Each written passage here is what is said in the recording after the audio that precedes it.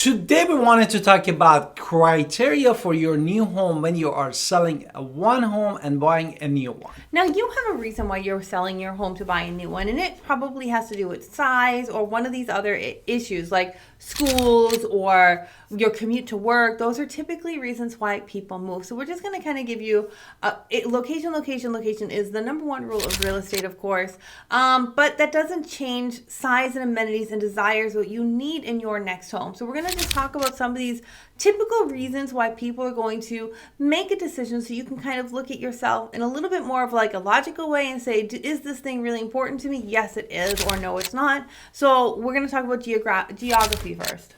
Exactly. Therefore, as my wife said, understanding the importance of location when you are deciding to get a brand new home and selling another one is the crucial steps. And some of the aspect that actually we wanted to talk is geographic position of the house. No?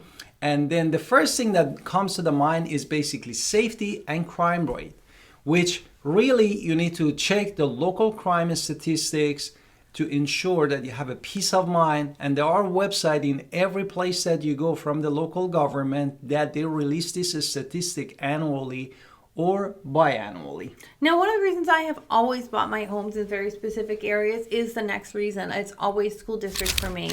Local schools is going to affect my resale value and also where my children are going to be zoned to go. Exactly. So I want to make sure that my kids are in a zone where I am happy that they are going to go to that place. So education matters to me as well. What's the next reason? The next reason is really proximity to your work and convenience, like evaluating commuting your time to your work every day, and also availability near the shopping center, medical facility, or other amenities where your kids and loved one that you need to consider when you are moving to the new place. And then next thing we're going to talk about is your community and your lifestyle choices. You want to make sure that, are you really into the suburban life? Do you want an urban life? Do you want to be in the country in a rural setting? You have to make sure that you're picking something that fits your lifestyle. Exactly. And your plans. Now, if you're going to tell me you're a city dweller and you want to live in the country and have chickens and have a chicken coop, that's amazing. But if you've never had a chicken coop because you've always lived in the city, it's going to be a little hard of a transition for you to be in a rural setting. So we have to think about things like that too.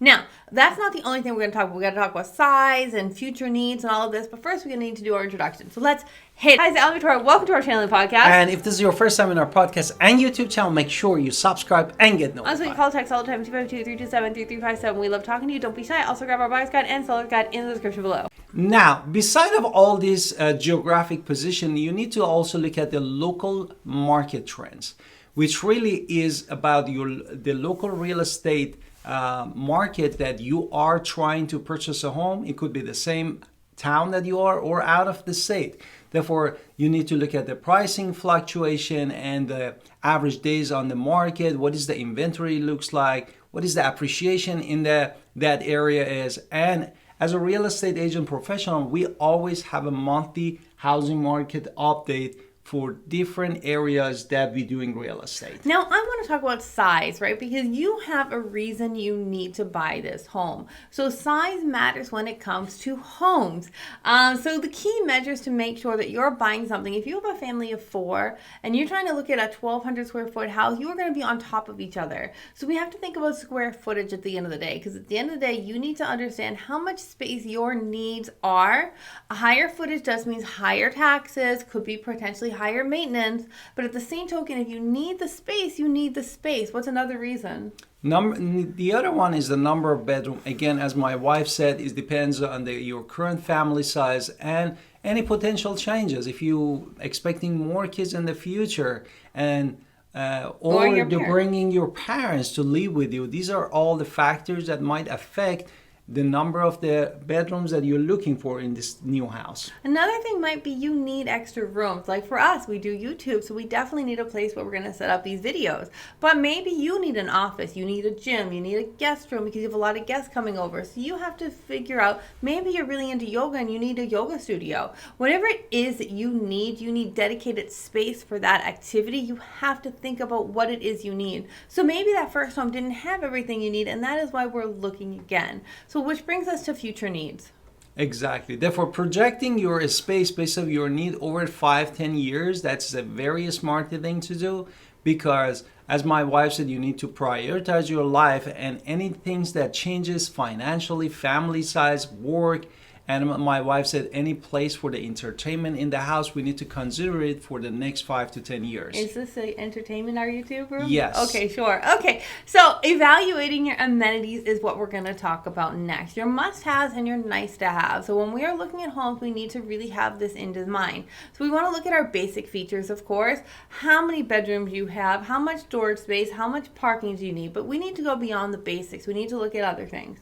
Exactly. Also, you need to look at the lifestyle amenities. Some of the people really wanted the luxury feature, like having a swimming pool or home theater and or advanced home security system, which is aligned with their lifestyle and the budget. Therefore, you need, if this is your plan, you need to consider all of these details too. Another thing to consider is, of course, energy efficiency. When you're looking at a pre-owned home, we can ask for the utility bills. So we can see what, and we're looking at places that maybe have high efficiency HVAC systems, solar panels, insulated windows, anything that's going to help your utilities, because nobody likes to pay utilities. So energy efficiency is always great in our homes. Exactly. Which brings us to the next item, is the maintenance consideration.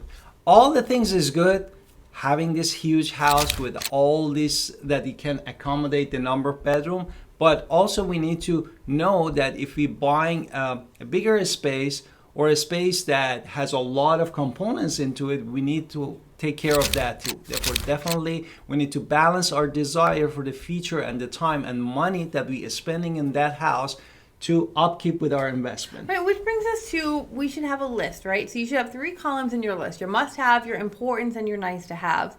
This will really help you when you're looking for buying a home. Another thing is saying flexibility. So what's another? Flexibility. It's rare to find a property that hits everything on your list. The market doesn't always accommodate everything we want on the list. So we have to be prepared to compromise, which is why I said before, have a list of your must-haves, important, and nice-to-haves, because maybe you can add the pool in the future if it has the space. And another smart thing to do, really evaluating long-term value of the house, because when you are buying, as my wife said, like my wife really think about the school zone for the kids and basically security and how safe is that place. Therefore, you need to look at all those components too for the future, because that's going to also boost the market value of your home in the next 5 to 10 years. So basically, make sure when we're buying a new home and you're going to sell your home, we have to make sure we're finding what you need. And sometimes we have to go look at some options out there and things that are coming in the future, because maybe we can find almost everything on the list, and how do we get to that point? So when you're selling to buy another, it is important to think about what we're intending to buy and having this list ready to go. This way you are not in a state of shock, and it's a little easier to let go of your house too, to let go of the old, because you're getting something that matches everything you need and want, and that's always a good thing. So, and if you are selling and buying a new one, definitely contact us, Alan Victoria Pinder, real estate agent professional in the state of North Carolina. We'd love to help you, and also subscribe in our channel and watch all these playlists and video that we've recorded for you, and we would love to connect with you. See you next time.